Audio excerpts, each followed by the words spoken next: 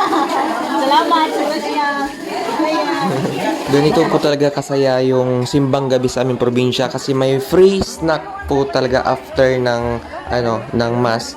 Kaya ang saya-saya lalo na yung kabataan na ko talagang naalala ko dati. Wala akong absent sa ganito kasi nga may mga tinapay, biko, kape, suman, ganyan. Meron talaga free yan. So yun pinapamigay pag andito sa aming probinsya. Kaya yung mga bata tuwang-tuwa sa ganitong okasyon kasi talagang mabubusog kayo.